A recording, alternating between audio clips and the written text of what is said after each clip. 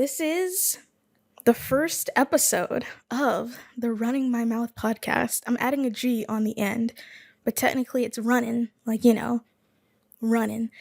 So pull up a chair, pour yourself a drink, get comfortable, get cozy, and let me run my mouth.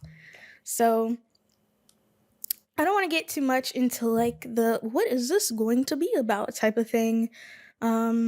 I thought it'd be better if I just pretend like nothing happened and kind of picked up where I left off with the Not Just Aaron podcast, which, if you don't know, ended, which is why I'm doing this in the first place. So I like podcasting. I like it a lot. It's something that I like doing. And when my last podcast ended, I was a little sad. Not gonna lie, I was a little sad. And I wanted to keep going. So I bought a mic stand and now I'm doing it by myself, which is fine. Totally fine. So I do have some things I want to talk about. I am running my mouth, but there is some structure here, okay? This morning while I was doing thine hair, I washed it and I just really did not feel like twisting it again. I'd done it for the past 3 wash days, and now I'm just like, okay, I'm gonna put this in braids and just kind of forget about it. But I've started listening to music when I wash my hair now, which, I have speakers, but they're they're like bookshelf speakers, and they're in my living room, which is not my bathroom. So I kind of just have to listen to my phone, which works how it works, I guess. But let's see. The first time I started listening to music while I did my hair, the album that I chose was actually coincidentally the shirt that I'm wearing now, Mothership by Dance Gavin Dance.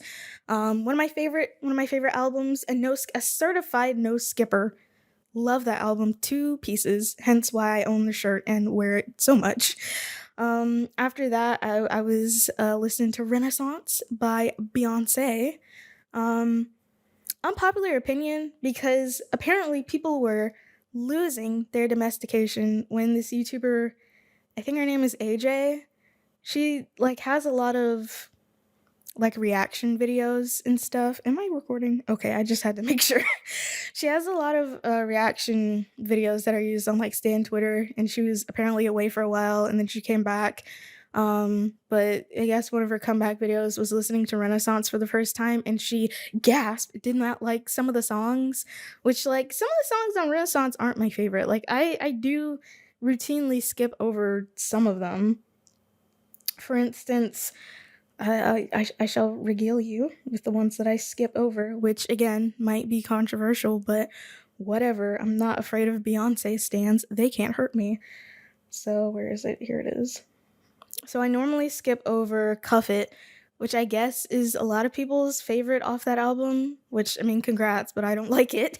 So I really like the more dancey songs off this album, which I guess Cuff It is as well, but for some reason to me, when I listened to the whole album for the first time, it just wasn't matching the vibe of the other songs in the way that I liked, so I skipped it. And then sometimes I skip Church Girl, sometimes it's just not the vibe and I just, don't want to throw it back, surprise. And then Plastic Off the Sofa into Virgo's Groove, those 2 songs aren't really songs that I like. And Thick, which, don't like that one either. Yeah, those are the ones I usually skip. But anyways, what was I talking about? Washing my hair. The previous time I listened to Renaissance, and this time around I listened to Periphery 5, Djent is not a genre. And also, as I was actually braiding my hair, I watched, finally, the making of documentary that they made, which was shorter than I thought it would be. I guess Remain Indoors, which is their one for P3, that one was 54 minutes, so roughly an hour, but this one was 44 minutes, which it's short, but it's not too short, I guess. It is always really interesting seeing how musicians in general make music, and it's even more interesting to me personally seeing how Periphery makes music, because to get the sound that they have, which I would say is pretty unique, there's like a lot, there's a surprising amount that like actually goes into it.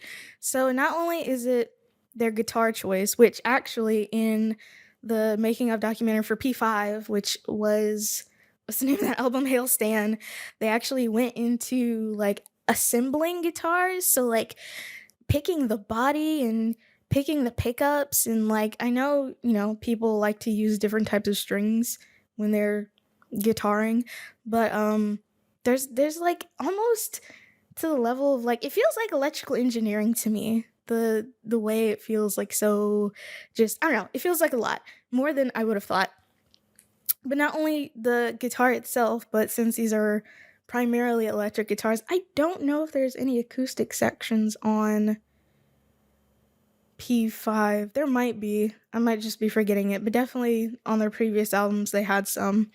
And so, the guitar pedals that they use, the way that they're all just kind of linked together, the amps that they use, and not only that, we got all of the physical hardware down, but now there's like a bunch of software, and there's just like there's a lot that goes into it. So, if I ever convince myself that I can learn the guitar again, because I've tried to convince myself a couple of times, but if I ever try to do it again, I'm probably not going to be able to recreate what periphery does, because there's a lot that goes into it. But anyways, I did really like the documentary. It was fun seeing them make stuff. But one thing that I really wish they would have gone into more in that documentary specifically, maybe there really isn't a whole lot to it, but in P5 they reuse, I don't know about reuse, but what is it called? Interpolation, where you like it's not a sample, but it's like interpolated. I don't know a whole lot about music if it isn't already abundantly clear, but the way they reused a lot of riffs and I guess chord progressions from specifically Juggernaut, but also I want to say, uh, what is it? What is the name of the album? P3. So nothing from P5 that I saw anyways, and I guess Wax Wings was sort of a reference to what was Icarus Lives on? Was that on their first album or their second one? The blue one, not the red one. The red one was P2, I'm pretty sure. So I actually don't know. I haven't really listened to their first two albums a whole lot. I probably should. There's probably some good music on there that I just haven't given any thought to. But yeah, really fun seeing how they did that. Still kind of wish they went into why specifically they chose to revive duh, revive some of their like older riffs, which I'm not complaining. I love Juggernaut so much. That's like my favorite, I guess, double LP of theirs. um yeah, by a country mile. I'm trying to think of like how I feel about P3 and P4. P5 is still pretty new, so it's kind of hard to like determine, I guess, how I feel about it, because I've really been listening to it nonstop not long after it came out. My first listen of it, it was kind of, I wasn't on board immediately. Aside from Wildfire, that song got me like immediately, mainly because I realized that the chorus was, what's the name of that song? It's not Four Lights. The Event, yeah, from Juggernaut Alpha. So that's really what made me enjoy that song so much, and also it's just a banger. So yeah, that's that's my spiel on P5. Djent is not a genre. Do I recommend it? Yes. There's really no thought to go into that. So I really want to watch or rewatch Remain Indoors, that making of documentary, because it was really good. Also their longest. And I think not long after they put out, let's see, which one was it? Which one was it? The one for P4. They also released their making of documentary for Juggernaut, which I believe was only available on like Apple, so, or I guess iTunes, because like back in the day, like a long time, well, not that long, I'm not old, but back in the day, you used to be able to buy music videos on iTunes, which I'm not sure why you would do that, because the internet existed and Vivo was like a thing. So that was a choice that you can make, but I guess they put the Juggernaut making of on iTunes, but then after they released the P5 documentary, they released the Juggernaut documentary, and I kind of want to rewatch that one too. Apparently, that was like that they were going through it making Juggernaut, which was interesting, because like I think they made a point to say, or Misha made a point to say, in which if you don't know, he's one of the three guitarists in the band, and I don't want to say like the lead of it because it's a group project, but he might be the brains behind it. I don't know. I don't know their dynamic like that, but he said in the making of documentary for P3 Remain Indoors that they were just hated each other during the making of it, just like struggling, which is really funny because that's like I think Juggernaut is like their best work. That is periphery. Maybe they would disagree with that assessment, but I think that is like if I think of periphery, that Juggernaut is what I think of. So yeah, all of those are available. They're on YouTube for free. You don't have to pay for them on iTunes. So I highly suggest you watch them. Only one of them is like almost an hour long, so it's not like a big time commitment or anything. And also, five is at least the making of P5. It's on Letterboxd, and it doesn't have any reviews. I mean, it did. Well, no, because the album came out in March, but I did log it on Letterboxd, and you could as well if you're one of those people who are into that type of thing.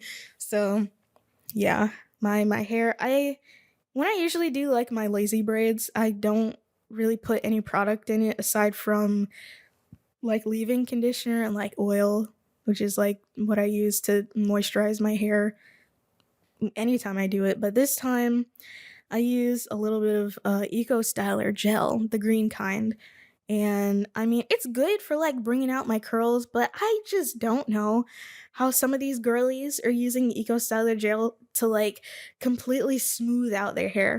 Cause I do have a soft bristle brush that I use to like kind of smooth this down, but it's still like, wavy. So I really don't know how you achieve the like smooth look.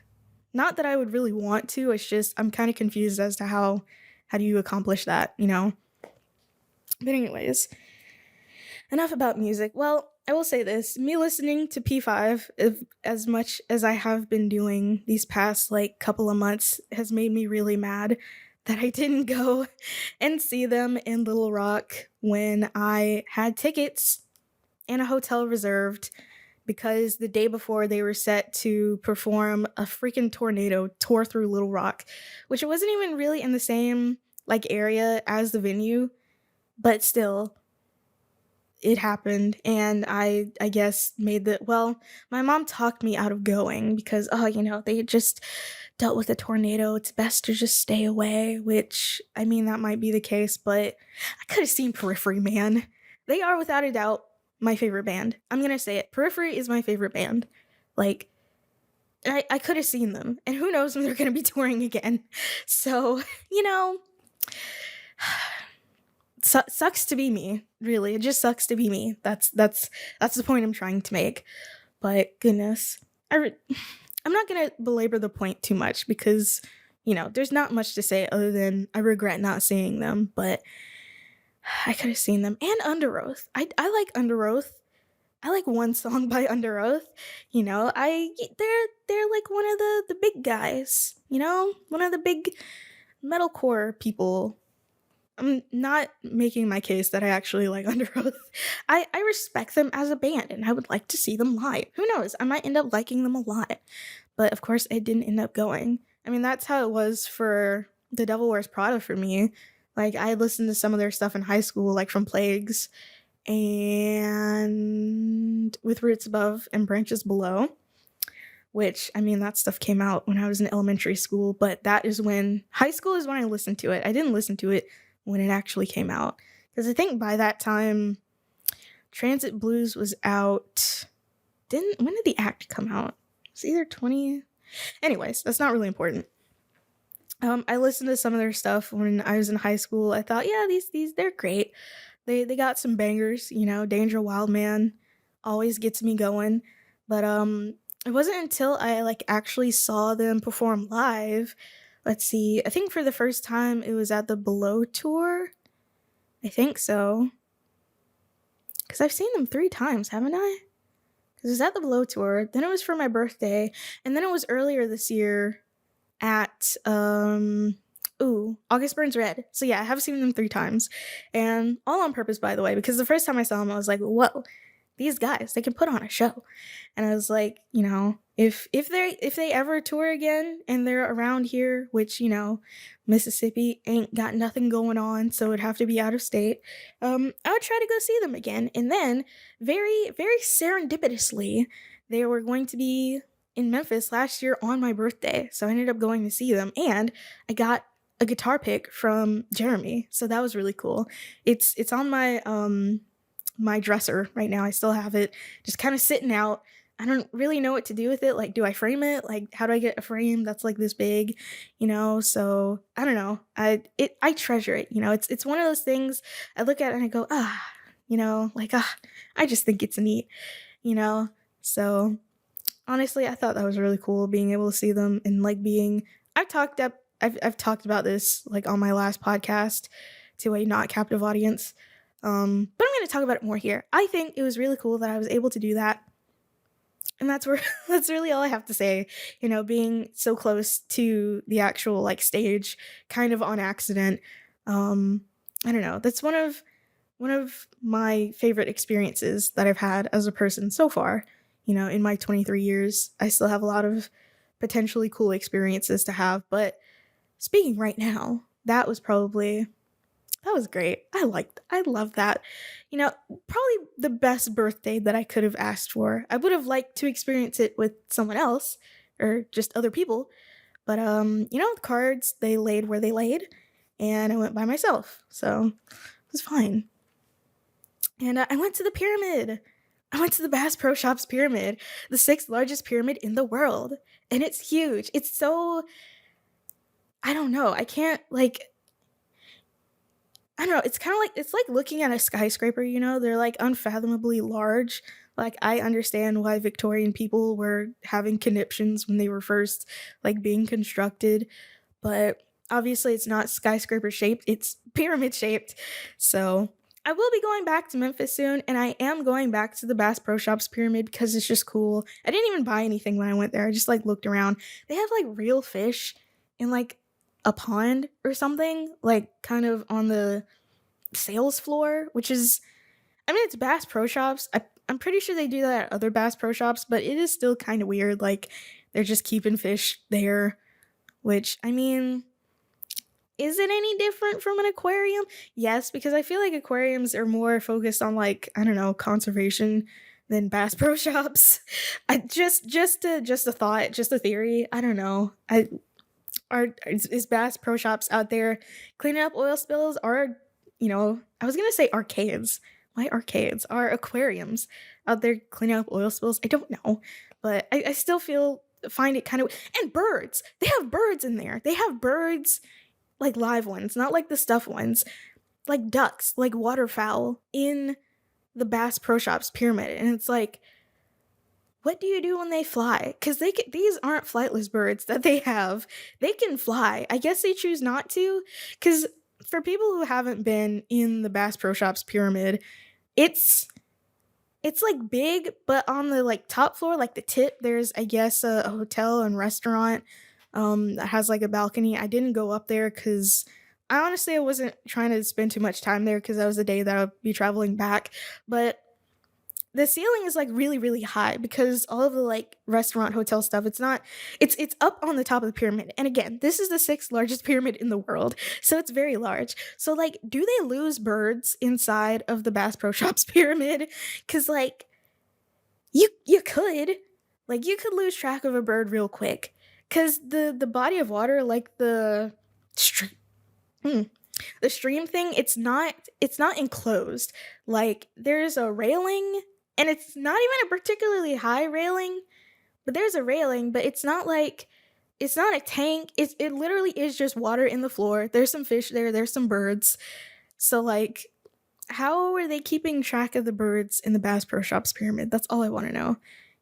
I think they're like ducks or some other kind of waterfowl. I don't know, but they got birds just chilling in there. Like the fish, they can't leave the water unless they like flop out, I guess.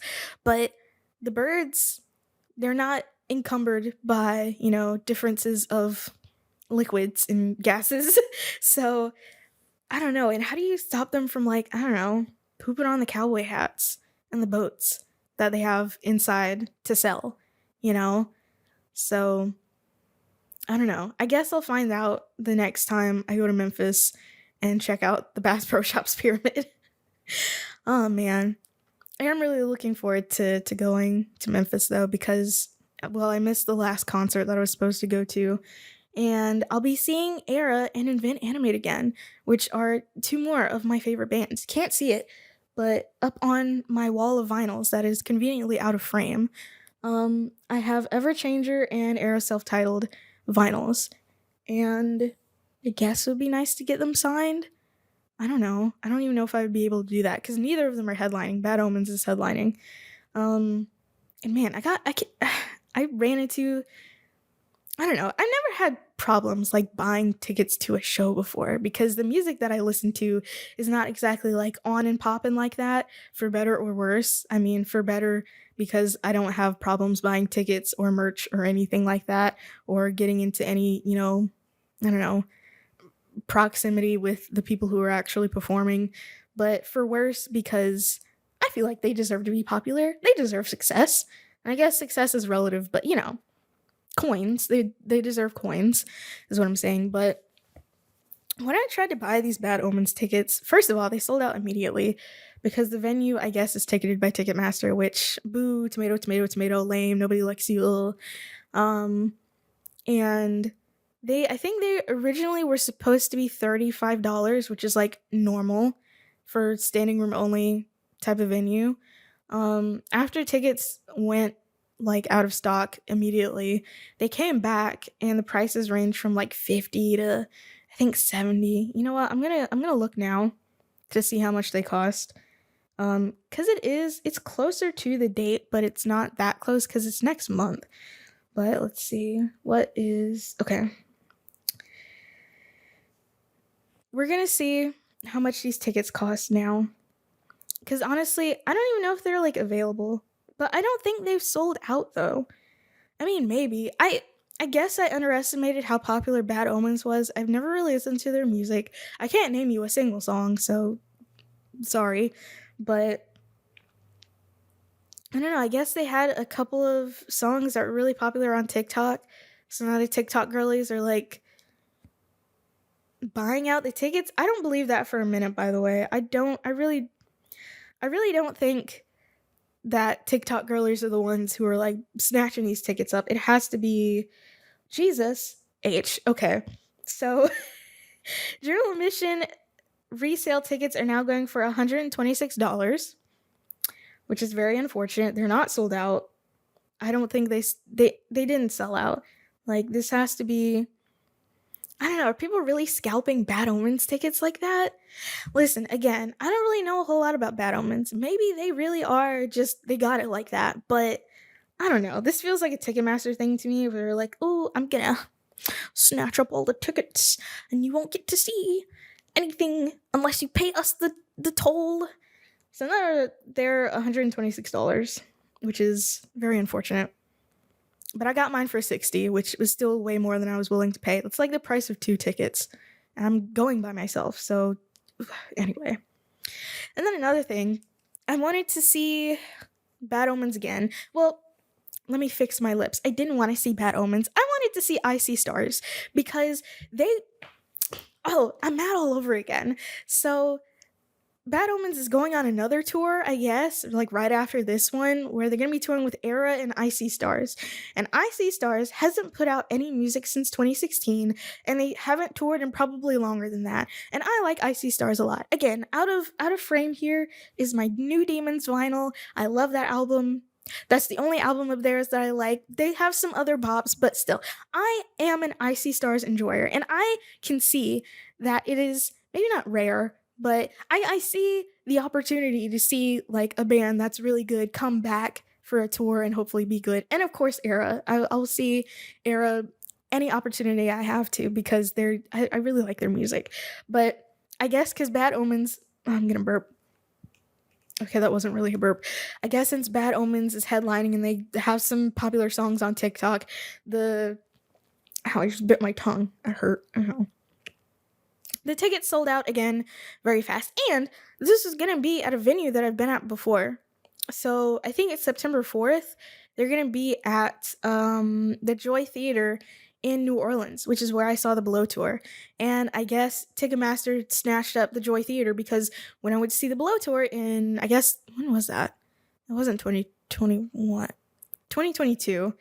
Yeah, I guess it was last year, like last July or something, July 15th of last year. I paid $45 for a balcony ticket. And now if I want to buy a balcony ticket for to see Era and Icy Stars and I guess Bad Omens, it's like $300. And it's like, did, I, I, I have no words, you know? Like, I was at this theater last year, a year ago. Well, yeah, I keep forgetting what year it was. I was at this freaking theater last year and I was able to see a great show with a stacked lineup for $45. And now for the Tiki Talkie band, I gotta pay $300. Like, what's up with that? And the crazy thing about it is that actually, I think this show already happened, but Silverstein was touring. I believe they had a stop in Memphis, and the tickets for general admission, they're like $25. And this is Silverstein. Silverstein, smile in your sleep, okay? Discovering the waterfront, okay? Silver the Steen, only $25. So it's like, I don't know. I really don't know what's going on here. I don't like it. I am standing firmly with the Swifties, okay, and the Beehive, despite what I said earlier. And Ticketmaster, they're gonna have to pay for their crimes at some point, but probably not because capitalism. So I guess I'm not seeing Icy Stars on my birthday weekend, even though it'd be really nice too. Well, I don't know. I'd really like to see Era headline again because I saw them first stop. Okay, actually, yeah, first stop of the what's it called? Pull from the Ghost tour. Which, by the way, they dropped a single last year and then just was like, "That's it. That's all we got."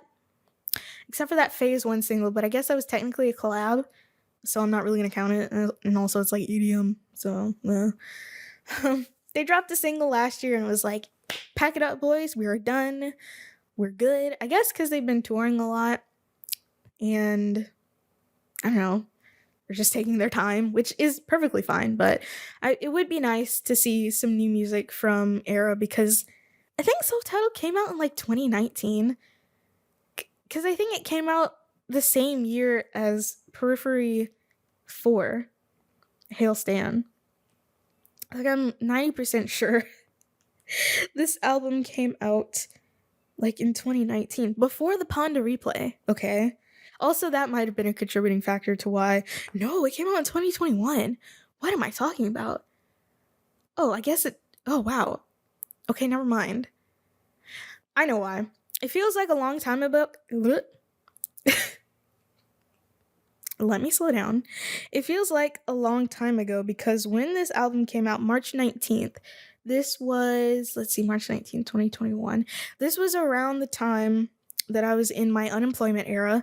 And so time was just stretching out. Time was just stretched out the longest 8 months of my life. So that's why it feels like 2019, because of the headspace that I was in at the time. So never mind. I guess it hasn't been that long, but yeah, I just want some new music from my fellow Alabamians, even though JT's not from Alabama. He's from like Michigan or somewhere up there, somewhere up north.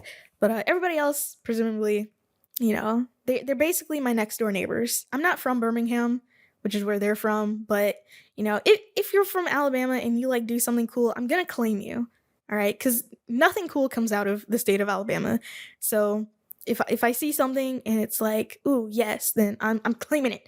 Because last year's Creator Clash, which she was in this year's as well.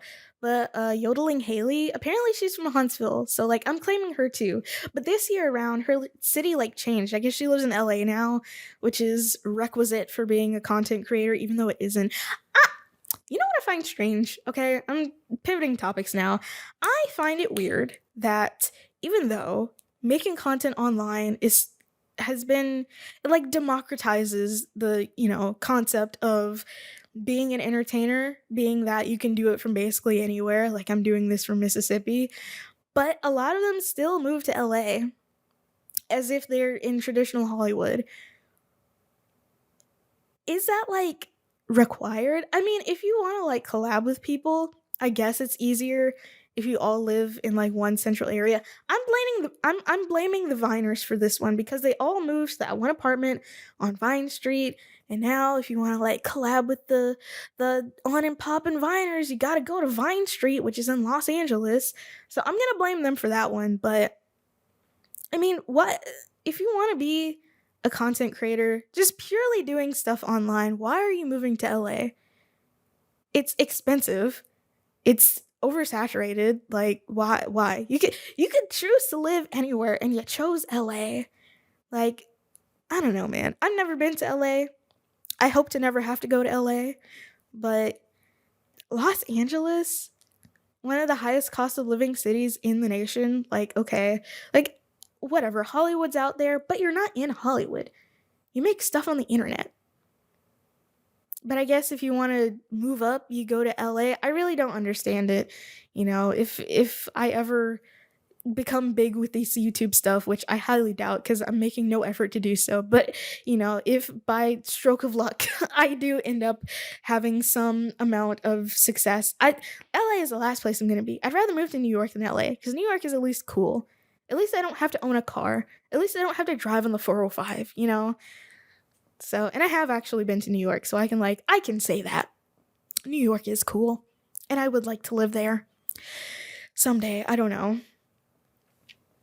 And I can hopefully afford to do so or have a job that affords me to do so. But, if I ever, still try to pursue my actual desired career path, which is becoming a screenwriter, I probably still wouldn't be able to afford to live in New York, which brings me to my sort of kind of main topic. How long have I been going? Only 33 minutes, okay. My sort of kind of main topic. I'm not gonna really be doing like structured topics for this podcast because I don't know. I guess, well, see, here's the thing. There aren't really a lot of structured topic podcasts that I listen to. So I can't even say, like, I like the format when I don't listen to them. So I guess I don't like the format.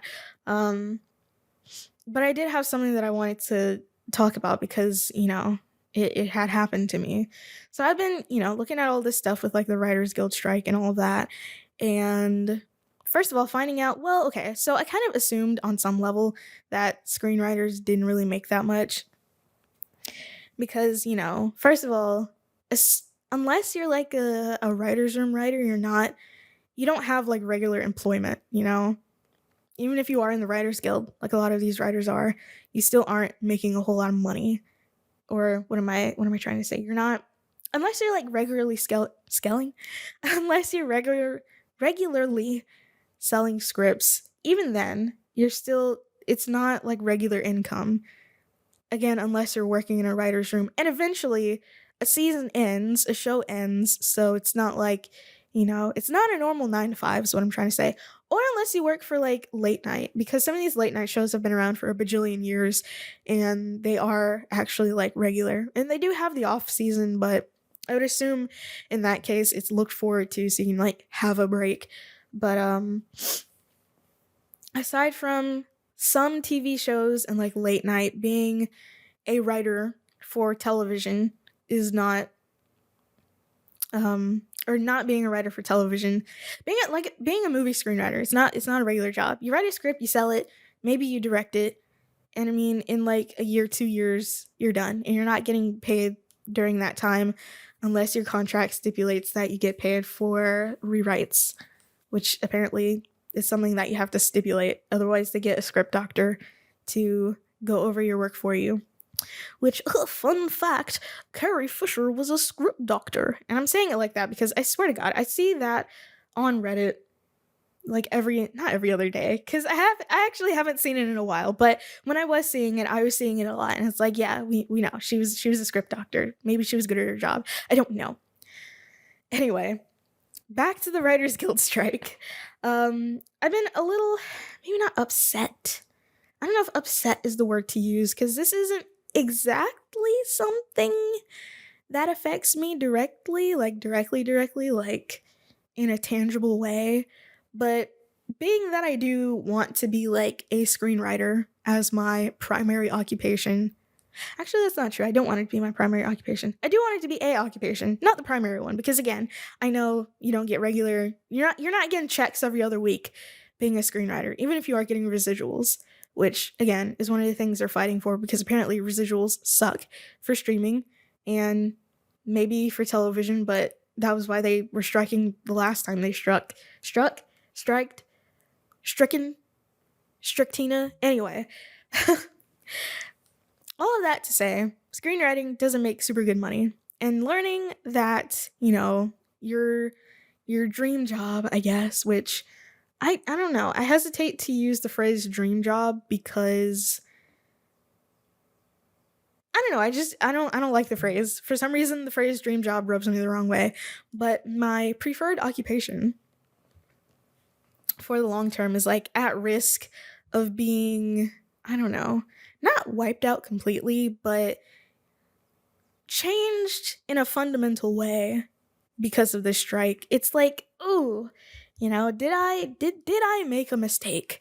And that's something that I think a lot sometimes, especially thinking about the degree that I chose to study in school. It's like, was I making a mistake doing this? And you know, I like my job now. I didn't like my job before, but I got a new job now and I do like it a lot. And so it's like, from that I don't think I made a mistake, but given that all of this is happening like right now, it's like, oh man, what is my plan B? Do I have a plan B? Aside from being a screenwriter. And I suppose I do because I'm not a screenwriter now. Like I do, honestly, I can't even say that I write sometimes because ever since I started this job, which was like 2 months ago, I haven't written like anything. I did go back and look at a script like last weekend, and I do intend on returning to it after I stop recording this because writing feels nice. What was I saying? I don't know. I don't know. Oh, I don't actually work as a screenwriter now, but that is something that I do want to do. And it's like, okay, if that doesn't work out, then what? And I haven't really made any like, I don't know. I'm not gonna say I haven't made any actual effort. It's just that right now my energies are focused elsewhere, so I haven't really been making, giving the old college try to like send out scripts to people. And actually, I was going to, but my plans ended up not working. So what I was going to do with my refund check money this year was list the 2 completed scripts that I have on the blacklist, but that ended up not happening because my former employer, I guess, stopped withholding enough money from my checks for income tax without telling us. I never got any notification that was happening anyway. And like it made my paycheck go up, but also I owed $44 to the state of Mississippi this tax year, which was not great. It was not great having to do that. I don't know why they did that. I didn't ask them to do that. All that to say is that my refund check this year was $128, whereas last year it was like, I want to say almost 2,000 or very close to 2,000. So yeah, that wasn't fun. That wasn't a fun thing to have happen to me. I was actually very upset about it. But as a result of that, I couldn't really do what I wanted to do. And whether or not the blacklist is like a scam or worth it at all remains to be seen. I don't know. I really can't get a good read on the screenwriting profession because anytime I go, well, it really is just the screenwriting subreddit, but I don't know why, but it seems like screenwriters are just bitter and jaded and like not happy about the job that they do, which is so weird to me because if I got paid to write for a living, I would be over the moon. And I get it. Like turning your hobby or your passion into a job can be soul crushing, but it really seems like these people just hate what they're doing, which honestly, seeing the state of being a working screenwriter, even a gilded screenwriter these days, I guess I can get it, you know? I guess I get it. I guess. It makes sense, but I don't know. I love screenwriting. It's I love any form of writing, but I've found that I like screenwriting the most. Um but this whole AI stuff is really disconcerting cuz like gosh, I don't know. It really does seem like there is a possibility that these studios are going to start using AI to basically be scabs, whereas previously they, I guess, hire non union writers, but now they're just not hiring anybody, not even wasting the money on a person to make up things from their heart. They're going for the plagiarism machine that is ChatGPT. So, that's not great, especially considering the stuff that ChatGPT makes is already in a legal gray area before the strike was happening at all. Like, it was found that ChatGPT was trained using, first of all, just stuff from the internet and also copyrighted materials. So, where does that leave you, You being the studio? Because now you're like potentially doing a little infringerino, So, I don't know. I'm hoping these lawyers that work for these studios are talking them out of using AI to write scripts because number one, again, legal gray area. Number two, the stuff that AI makes is not good.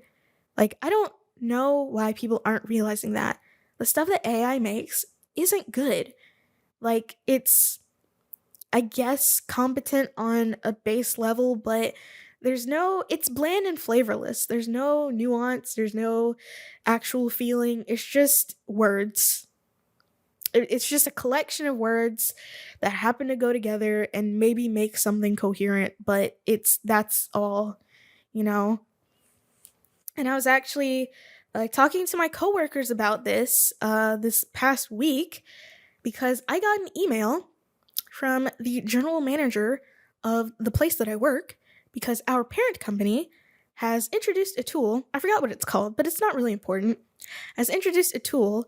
Okay, before I say this, I should say that I work in creative services for a local television station. Um, and basically, what that is I make promos for the station. That's really it.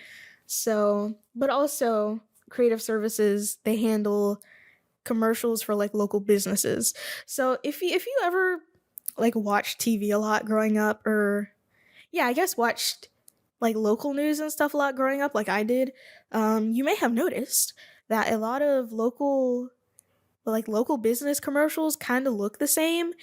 And well, I guess that's entirely dependent on where you are.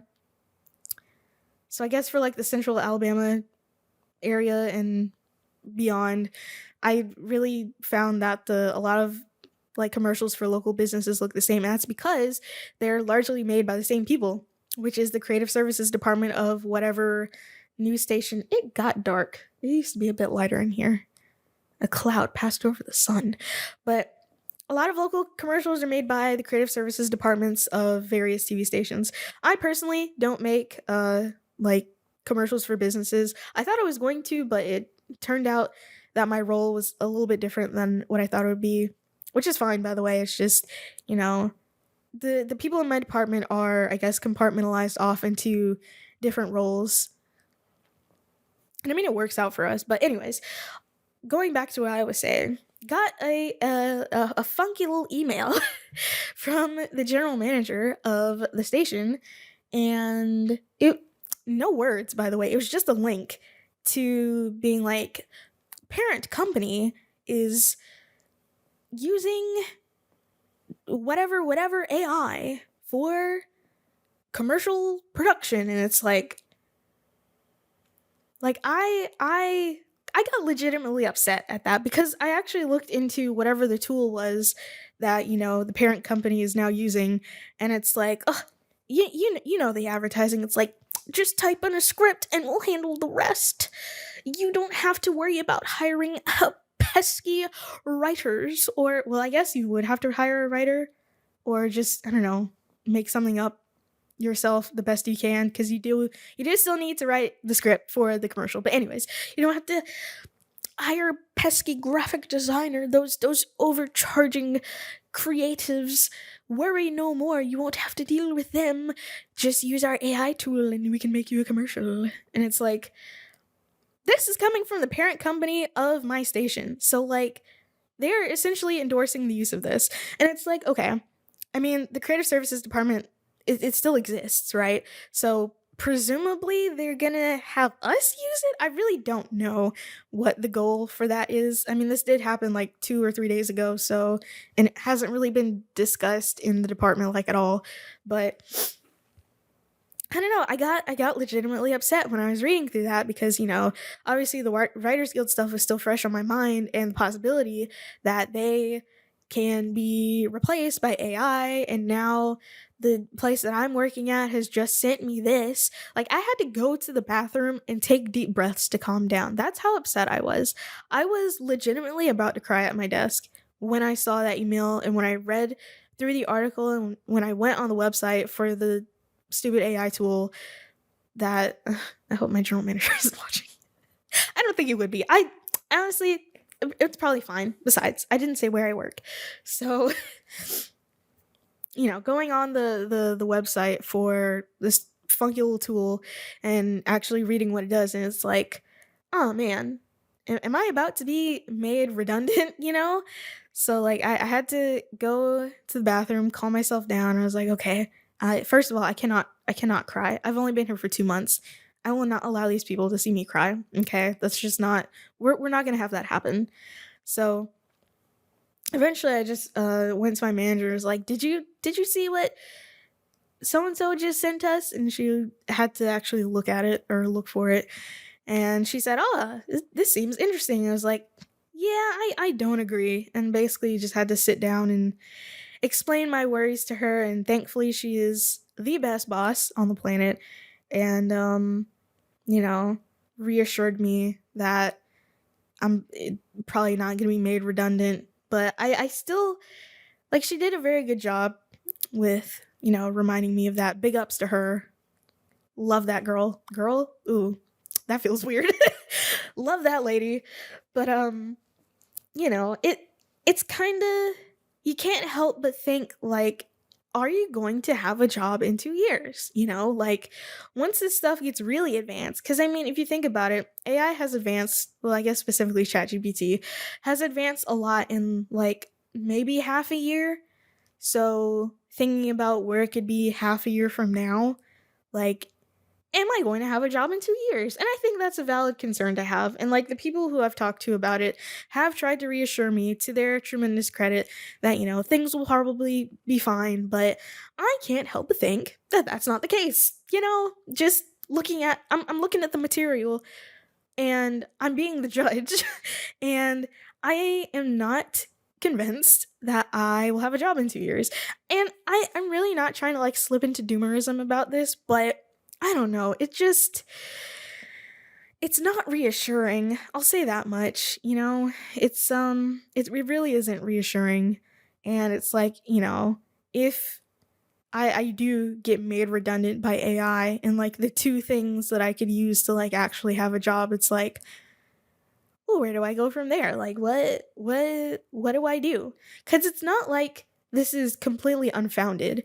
I don't know if this was the actual deciding factor, but Bellhaven, good lord, not Bellhaven, not Bellhaven University, BuzzFeed News shutting down, and the fact that, they were using AI to write some of their articles in the months leading up to it. It's like, did John BuzzFeed just decide that, using AI is so cheap and easy and it makes decent articles? Why do I have a newsroom or a room, editorial room or whatever, full of people that I have to pay when I could just pay one guy with a keyboard and I could just tell him what to type into the generative language model and he can make things for us that will generate clicks for, pump out however many crappy articles that call every city in the United States a hidden gem for a fraction of the cost it would take to send a travel writer, pay for their travel and their board or whatever to actually go to that city and actually say, with some degree of, I guess, certainty, what actually makes this city a hidden gem because they've actually experienced it. Even though these generative language models are only taking the words of other people who have actually, gone to these cities and said what's made them hidden gems to write the lame, crappy article that they have, it's like, that's not reassuring. That's not reassuring at all. It's like, I want to believe that things will be okay, but I'm looking at the material and I'm being the judge, and it doesn't really seem like it's gonna be okay, you know? I don't even have like a conclusion for that. Like, I don't have, like, what? I'm at a loss for words. Like, what can I even say to follow up with that? Like, I might be made redundant for something completely out of my control, something that desperately needs to be regulated, but that the people in charge of regulating things are too old to understand. So it's like, oh man. I mean, we all saw what happened with the freaking Facebook congressional hearings. It's like there's no hope for any kind of laws to be made regulating this kind of thing.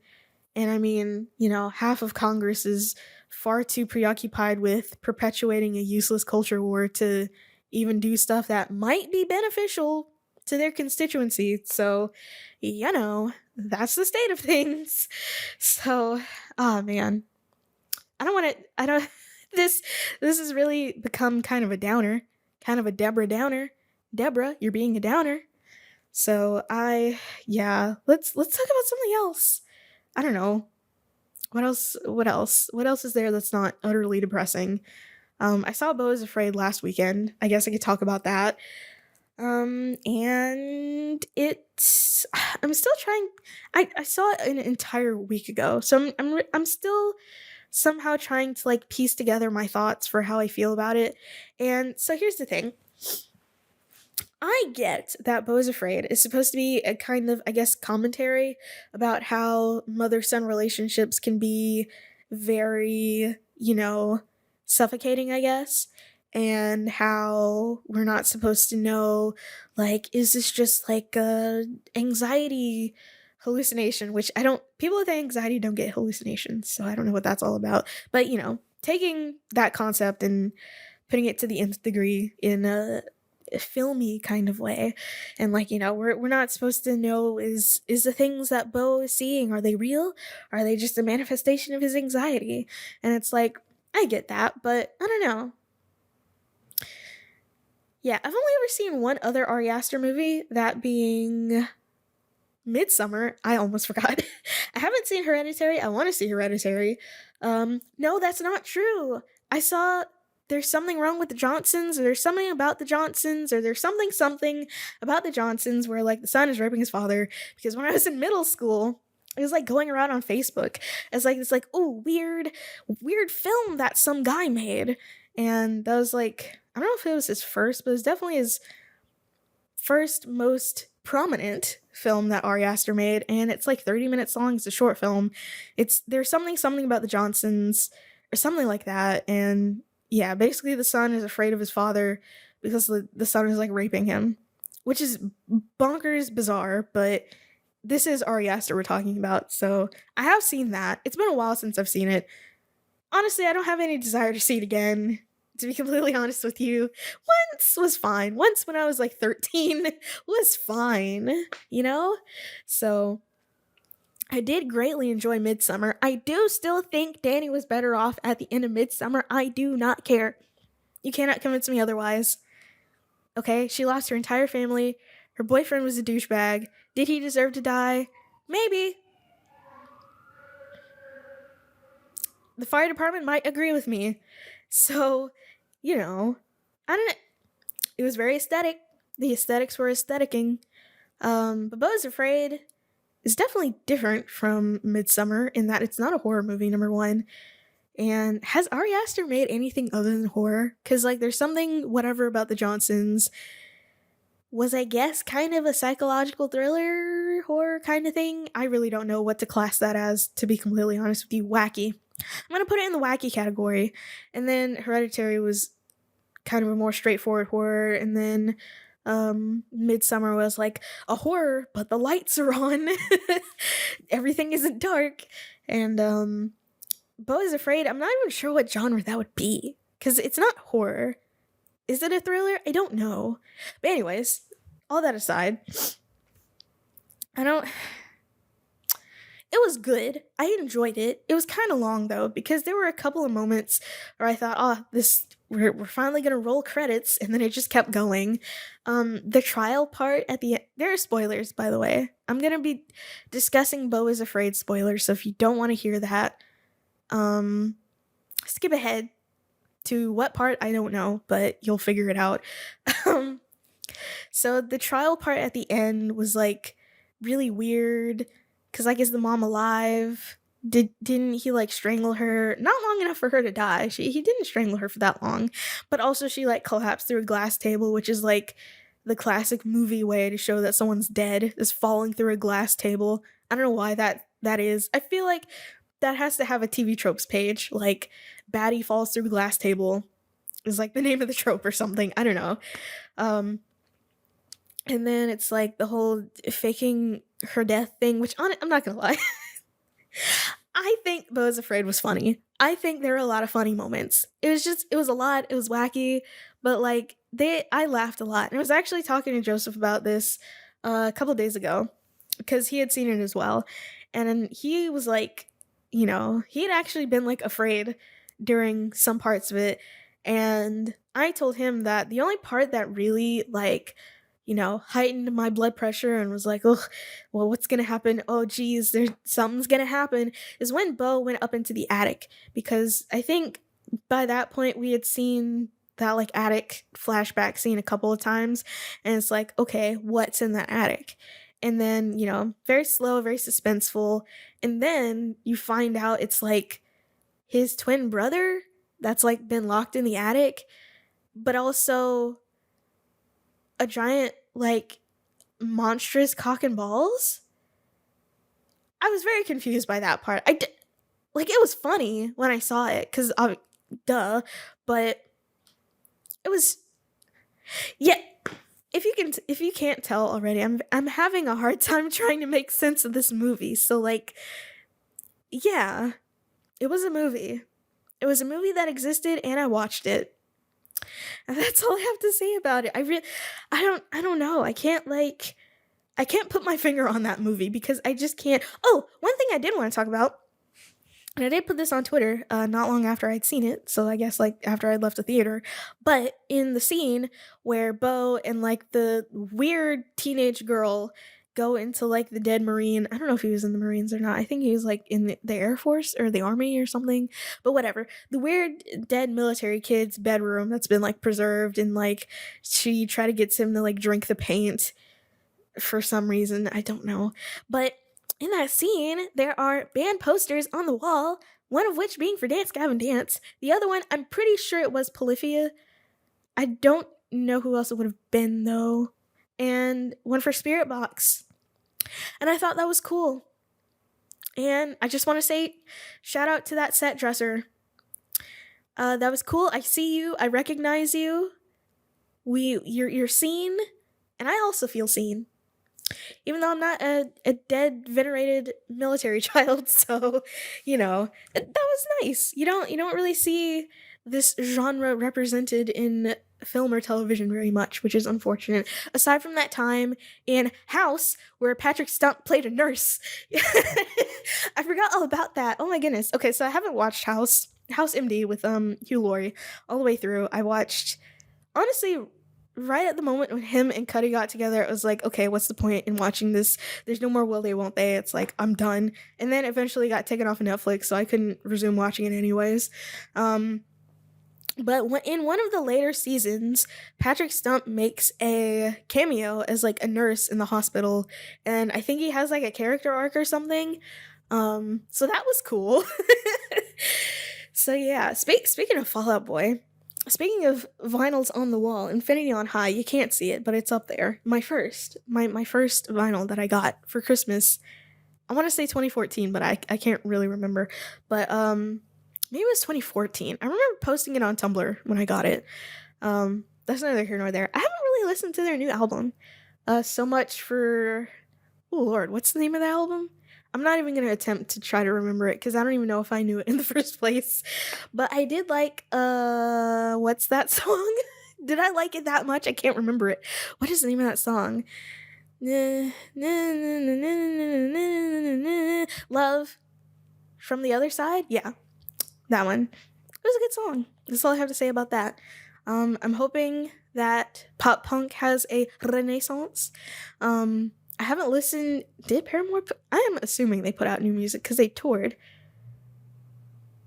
I haven't listened to any of the new Paramore. I haven't listened, aside from that one song, to any of the new Fall Out Boy. I think Bring Me the Horizon has like an actual heavy album coming out or already came out or something like that. Yeah, I guess I'm gonna have my emo kid card revoked because I've just fallen off, you know. So I don't know. I don't think My Chemical Romance came out with any new music, but they did tour the last time that again, scene kid card revoked. I'm not keeping up anymore, unfortunately. But oh, I've been going for an hour. You know, I think that's a great time to wrap this podcast up because I've been going for an hour. I don't know how long I'm gonna cap these episodes at, but honestly, I think an hour is sufficient. Clap if you agree. Clap if you think she should suffer.